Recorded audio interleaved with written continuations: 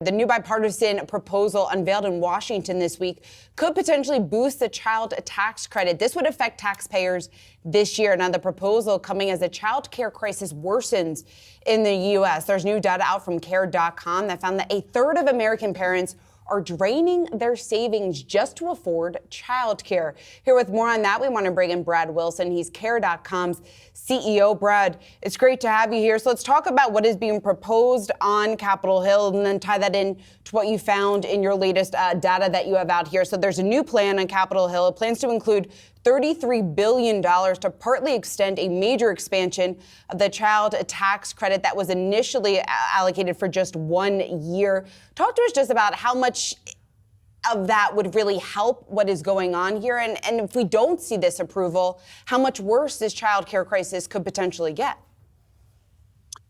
Hey, thanks for having me this morning. Well, look, what I would say is that it certainly helps, but I only think it gets us part of the way there. So we're really pleased that the government is leaning back into some form of help for American families with childcare. But I think the proposal that they're suggesting, which would essentially put about $2,000 per child of tax credit with American families, that's short of what was issued in the pandemic era of around $3,500 per child per family. So in effect, it will help. I think what we're seeing and what has been suggested is that if you're making between $10,000 and $50,000 per year, the Tax Policy Center decided that this will save roughly about $1,100 for American families. And of course, a lot of this research also suggests that this would lift a lot of families out of poverty. And I think the running number right now is about 400,000 children. So it's a start, but I think, the data that we certainly see in our cost of care reports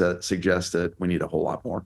And so with that in mind, we've also seen companies try to enact even more within some of their employment offerings to make sure that they can also help with that or even provide facilities. What do we need to see in both of those efforts, both in facilities that come online as well as in company efforts to help some of their employees with this matter?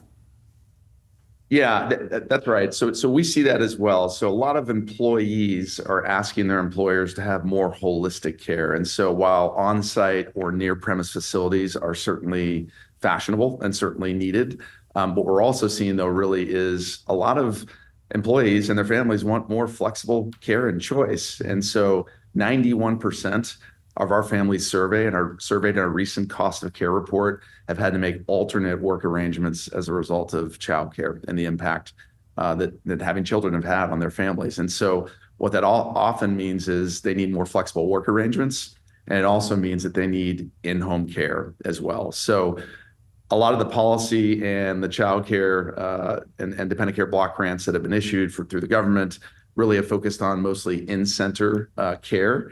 And a lot of what many companies previously had offered was really around center-based care. But I think more and more what we're seeing is that whether it's government or enterprises, there's this flexibility that's desired by employees and American families. And that's certainly what we've been helping with and taking a leadership position in. And Brad, the trends that we have seen, childcare service costs, they've soared. They're increasing more than twice the overall inflation rate in just 2023. If this issue isn't addressed, how much more do you think people could potentially be paying for childcare then over the coming years? Yeah, let me hit a couple stats because you mentioned it. But we've done this study now for 11 years, and what we found and what we typically track are costs and the impact it has on American families. But also we take a look at macro trends. So since we've been doing this report for 11 years, daycare costs, nanny costs, and family center care costs have all risen between 60 and 80% over that 11-year period. To put that in perspective, inflation over a 10-year period in a cumulative fashion has been around 30%. So the costs have been exorbitant.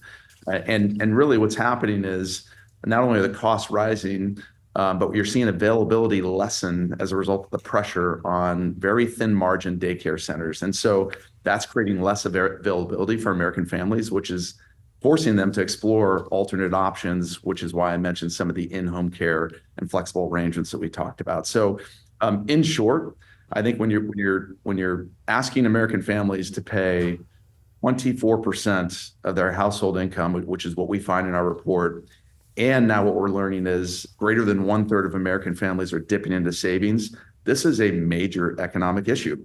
And so there needs to be some form of contract between families, government, and enterprise to solve this, because if families are depleting their income and their savings, that's money that's not going back into the economy, and that's going to hurt overall growth for the U.S.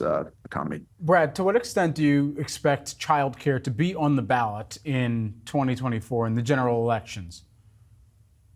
It certainly will be on the ballot. I think what we see in our report is that a great majority of families have suggested that childcare is a key issue for the upcoming presidential election. In fact, only the economy was cited as an issue more important to them. So I think we will see this as something front and center and that people will be advocating for. And of course, we know that this current administration has made it a bit of a point of emphasis with the executive order last year on childcare, which essentially directs the Department of Health and Human Services to affect policy to create more consistent and quality and affordable childcare. The Republican candidates have been a little more vague on their policy. We've seen the questions asked in recent town halls, and the specifics around their details and what they would support are certainly lacking. So I think it's going to be a prevalent issue, and I think you'll see more and more discussion on it in the upcoming debates.